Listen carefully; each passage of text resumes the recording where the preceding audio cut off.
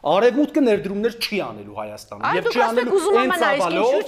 որ Հայաստանի տնտեսությունը զարգանա, էլի պետք է ռուսական կապիտալը անի։ Ես նորից ուզում եմ ընդգծել։ Հեքիաթների ժամանակներն անցել է։ Մեր ժողովուրդը ուզում է ունենա անկախ պետություն, լավ ապրի ու անվտանգ ապրի։ Պետք է Նիկոլը եւ այդ բոլոր արևմտյան գռանտակերները հերացվեն իշխանությունից, դատապարտվեն որպես պետական հանցագործներ, իշխանության պետք է բերել հայ-ռուսական հարաբերությունների ջատագով մարդկանց, մարդիկ ովքեր կարան հերրախոսը վերցնեն, զանգեն Պուտինին, ասեն հարց կա, օգնի, կամ արի այս ինչ պրոյեկտն իրար հետ անենք, մեր երկիրը զարգանա։ Եվ մարդով կարանալու է փող բերի Հայաստան։ Այս տիպի մարդա պետք է Հայաստանը կառավարի։ Մնացածը հեքիաթները կհասկանա սա մեր հասարակությունը։ Դուրս կգանք այս աղետից։ Չի հասկանա։ Մենք այո Հայաստանի Հանրապետությունը կթուլացնենք ու կկորցնենք։ Սա է իրականությունը։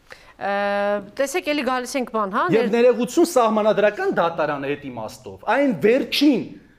կառույցներ, որը արդեն Նիկոլը գրավելով Արևմուտքին ասում է, ես արդեն ամբողջ իշխանությունը դրել եմ իմ գրպանում, հիմա արդեն ես միայշխան թագավոր եմ։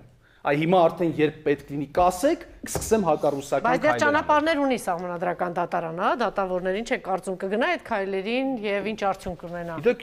ճանապարհներ որքան էլ լինեն, հարգելի Անժելա։ Այսօր արդեն Նիկոլ ինպիսի իշխանության, այսպես ասած, ցանցա ձևավորել, որ դեմը առնելու է։ Պետք չի հույսը դնել, որ հրայրը մենակով կռիվ տա։ Մեզանում ամենամեծ խնդիրներից մեկը գիտեք որն է, որ ժողովուրդը մտածում է։ Ինքը ասում է, ես իմ բոյնի համար եմ կռիվ տալի, թող հրայրն էլ իր սահմանադրական դատարանի համար կռիվ տա, վեհապարն էլ թող իր եկեղեցու համար կռիվ տա։ Այդ բոյնին հա քոնն է, բայց այս սահմանադրական դատարանը հրայրինը չէ, էլի քոնն է։ Երբ որ այդ սահմանադրական դատարանը ջարդում են, այդ քեզ են ջարդ, վաղը դու ես խնդրեմ ունենալու։ Հասկանում եք, մեր քաղաքացիների մի լուրջ հատվածը քաղաքականապես տգետ է, ու այս տգետ մարդիկ ավելի ակտիվ են, ավելի շատ են խոսում, ավելի այսպես ասած իրանց կարծիքն են պարտադրում, քան խելացի մարդիկ։ Ես շատերի հետ խոսում եմ խելացի մարդկանց, ասում եմ ում եք սպասում, ու իրանք տալիս են ամենաողբերգական պատասխանը։ Գիտեք ինչու են սպասում շատ խելացի մարդիկ։ Որ դրանը հասնեն։ Ոչ, սահմանները բացվի փախնեն Հայաստանից։ Էլ չեն ուզում ստե ապրեն, որովհետև չեն կարողանում այլևս այս տգիտության մեջ ապրեն։ Եվ դրա համար մենք այսօր հասել ենք մի կետի, որ պիտի ազնիվ մեր ժողովրդի խելացի հատվածին համախմբենք։ Քաղաքական բոլոր տարաձայնությունները մի կողմ թողնելով։ Մենք այո, պետք է փողոցով այլևս սկսենք իշխանությունը ազատագրելու գործընթաց։ Այլ ճանապարհ Նիկոլը մեզ չի թողել։ Տեսարաններով շարունակում է ապահովել, հա։ Հիմա մենք տեսանք սկզբում բազմաթիվ գոռոզ, ճչոց, ձերբակալություններ, Մավել Գրիգորյանից սկսեցին նախագահով, մյուսով։ Հիմա ինձ թվում է վերջին ճիքն է, դիմակը։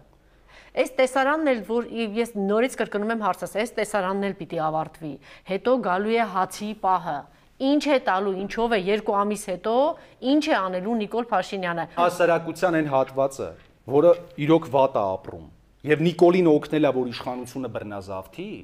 օգնել է մի բանի համար, որ Նիկոլը գալու է իշխանության, իրանց կյանքը լավացնի։ Նիկոլը ասում էր ես կգամ իշխանության։ Հիմա ասում է 50,000 հոգու նորից վերականգնեցի աշխատանքի։ Այդ բոլորը հասկանում են, չէ՞ որ աբսուրդ է, չի կարող հիմա լինել 1000։ Ասում է ակնկալել են, որ այս մարդը գալու է իրանց կյանքը լավացնի։ Այս մարդը եկել է գույքա հարկ է բարձրացնում, հասկանում եք։ Կենտրոնում ապրող մարդիկ, ովքեր բոլորը չեն, չէ՞ կենտրոնում հարուստ մարդիկ ապրում, ովքեր փողոցներ էին փակում, որ Նիկոլը գա իշխանության, հիմա ինքը այս մարդկանց ասում է աղբեր, չեք կարում գույքահարկը թանկացած վճարեք։ Այդ տները ծախեք, գնացեք ապրեք ծայրամասերում։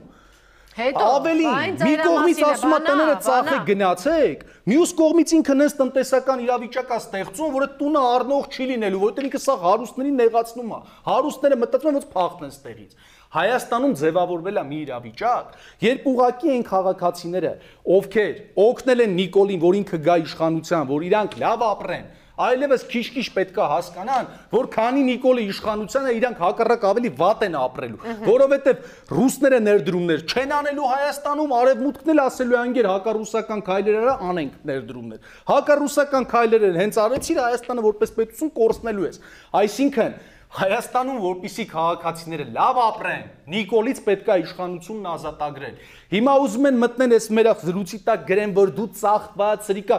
ինչ ուզում եք գրեք, սա է իրականությունը։ Նիկոլը ինչքան էլ ասի նախկիները լավն են, վատն են, չգիտեմ, գող են, ավազակ են, Փաստը հետեւյալն է։ Նույնիսկ եթե ընդունենք, որ Նիկոլը ճիշտ է ասում, նախկինները բոլորը վատն են, ոչ մի լավ բան չեն արել Հայաստանի համար։ Ինքն էլ չի կարում երկիրը զարգացնի։ Հիմա ինչ անենք, քանի որ նախկինները վատն են, թույլ տանք, որ Նիկոլը երկիրը կործանի։ Գազի գինն է թանկանում։ Մարդը եկել էր, ասում էր Սերժ Սարգսյանն է մեղավոր, որ գազը թանկ է, հեսա ես կգամ կեժանացնեմ։ Եկել է գազը թանկանում է։ Այդ վատ Սերժ Սարգսյանի ժամանակ ամբողջ աշխարհում գազի գինը թանկանում էր, Հայաստանի համար էժանանում էր։ Այս լավ Նիկոլի ժամանակ ամբողջ աշխարհում գազի գինը էժանանում է, Հայաստանի համար թանկանում։ Ոնց կարա խելացի մարդը սա չհասկանա։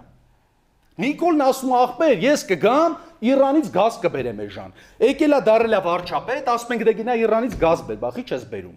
Ինքը չի պատասխանում։ Տակից ֆեյքերը գրում են, որովհետև նախկին իշխանությունները ռուսների հետ այնց պայմանագիր են կնքել, սա կարևոր է ասեմ, որ մոնոպոլա չեն թողնում ռուսները մենք ուրիշ տեղից գազ առնենք, սուտ եք ասում, խափում եք։ Այդպես պայմանագրի մեջ կետ չկա, հանեք ցույց տվեք այդ պայմանագիրը։ Հակառակը ռուսները պարտավորվել են հայ-ռուս գազարտը պարտավորվել է, որ եթե դուք այլընտրանքային գազ կարողանաք գտնեք, ինքը կօգնի որ բերեք։ Ավելին ձեզ ասեմ, նույն Գազպրոմը ֆինանսավորել է, որ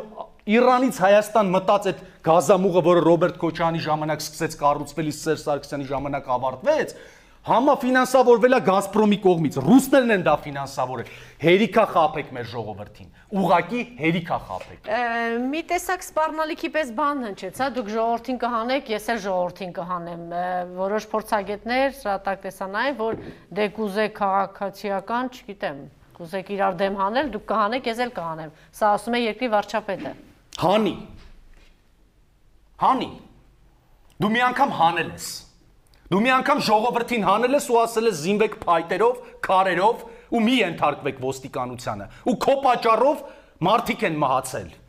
Հանուն քո իշխանության մարտի 1-ին մարդիկ են մահացել։ Էլի հանի։ Գիտեք, նորից եմ ասում, ես Նիկոլի հետ այլևս կռիվ չունեմ։ Ես այլևս իր մասին չեմ խոսալու։ Իմ կռիվը իմ ժողովրդի հետ է։ Խելքի ենք գալիս փրկենք մեր պետությունը։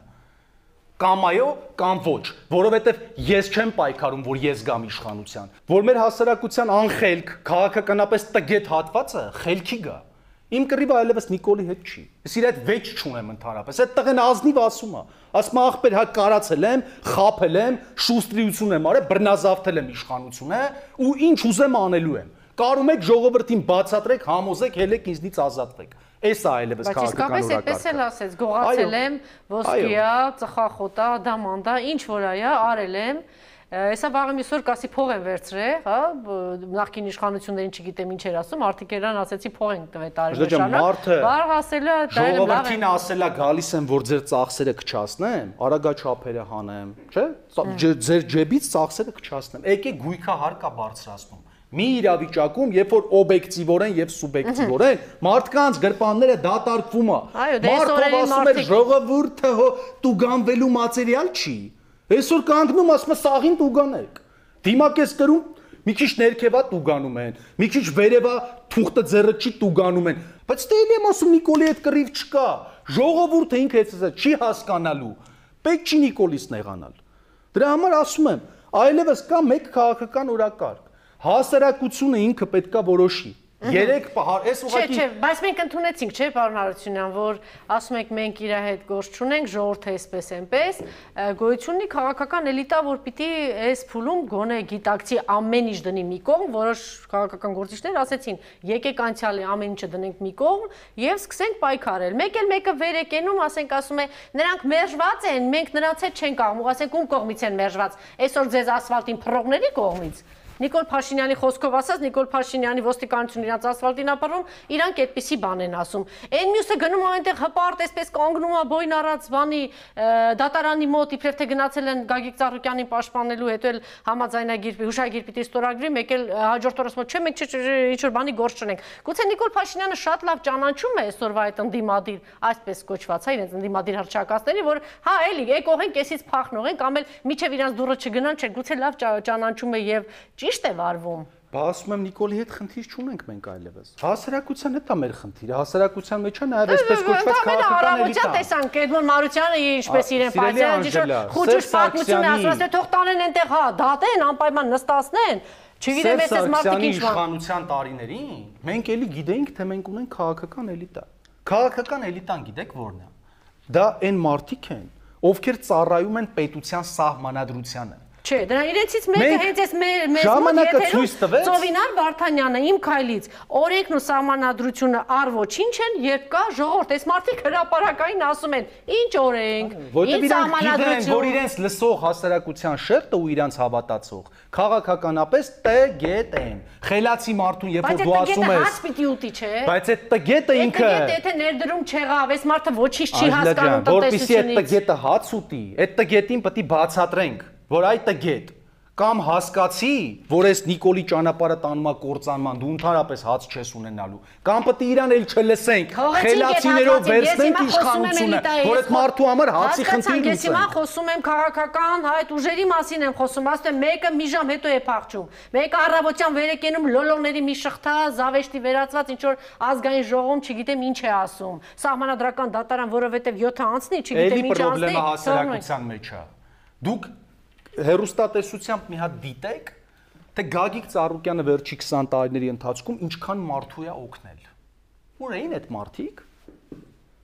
Բայց այդ օգնությունը ստանալուց Գագիկ Ծառուկյանը լավն է։ Այդ որ ֆինանսավորումը սպորտսմեն են դառնում, աշխարհում ոչ մի պետությունում օլիմպիական ոսկի մեդալ ստացած մարդուն մի միլիոնանոց կամ կես միլիոնան դոլարանոց տուն չեն նվիրում։ Ծառուկյանը նվիրել է։ Ուր են։ Դրանցից ոմանք քվեարկում էին, որ իրան տանեն դատեն։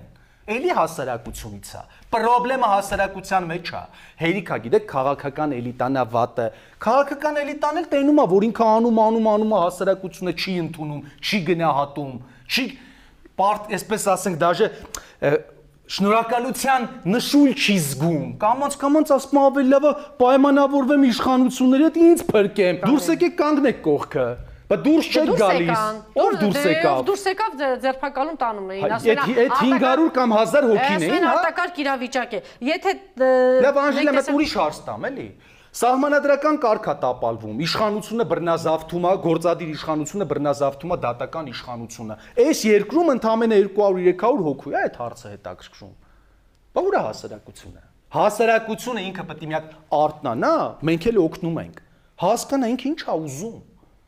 Թե չէ մենք անընդհատ մեղադրում ենք քաղաքական ուժերին, մեղադրում ենք բոլորին, բացի ժողովրդից։ Ժողովուրդը ինքը պետք է հասկանանք ինչ է ուզում։ Եվ ես 3 կետ ուղակի նշեմ, որ ամենակարևոր խնդիրն է։ 3 հարցի շուրջ մենք որպես ժողովուրդ պետք է պայմանավորվենք։ Չպայմանավորվենք, շատ վատ է լինելու։ Առաջի, ուզում ենք Հայաստանը գոյատևի որպես անկախ պետություն, ուրեմն պետքա պայմանավորվենք։ Հայաստանը լինելու է սահմանադրական պետություն։ Ով խախտեց սահմանադրությունը, ինքը հանցագործ է։ Երկրորդ, մենք ուզում ենք Հայաստանը լինի կապիտալիստական պետություն, թե մենք կոմունիզմ ենք ուզում, որովհետև մեր հասարակության հետ հատված կա, ինքը ինչ է ուզում։ Ինքը ուզում է որ հարուստներ չլինեն։ Ինքը չի ուզում ինքը լավ ապրի, ինքը ուզում է հարուստներ չլինեն։ Հիմա մենք պետք է հասկանանք, թե շատ բարեկեցիկ ապրող։ Մենք պետք է հասկանանք, մեր ժողովուրդը ուզում է կոմունիզմ, թե կապիտալիզմ։ Եթե ինքը կոմունիզմ է ուզում, Հայաստանում չի կարողանալ բարեկեցիկ ապրողը չապրի այդպես։ Քիչ թե, այո, տեսեք, հիմա որpիսի մենք կարողանանք կապիտալիզմ կառուցել, քաղաքացուն պետք է ասենք, այո, մեզանում պետք է լինեն հարուստներն էլ կարան ունենան շքեղ տներ ու այդ տներում էլ ունենան առույցներ կամ ընձուղտներ։ Այլ հարց է, թե այդ հարուստները ոնց են հարստացել։ Այդտեղ էլ եկեք պայմանավորվենք։ Եթե գնում ենք parzենք, թե հարուստները ոնց են հարստացել, պետք է բոլորին է գնանք parzենք։ Ոչ թե ով Նիկոլի տակ է մտնում, իրան ասենք դու պրոբլեմ չունես, ոնց հարստացել ես, ով չի մտնում, գնանք իր առույցները նկարենք, ցույց տանք։ Եւ երրորդ, մենք ուզում ենք մեր պետությունը։ Դա, պարոն Հարությունյան, դուք նաև վտանգավոր բան եք ասում, երբ գնանք տեսնենք, ոչ մեկին լավ տեղ չի տանի, որտեղ ցանկացած երկրում, հա, առաջին փուլը կապիտալի վերաբաշխման փուլը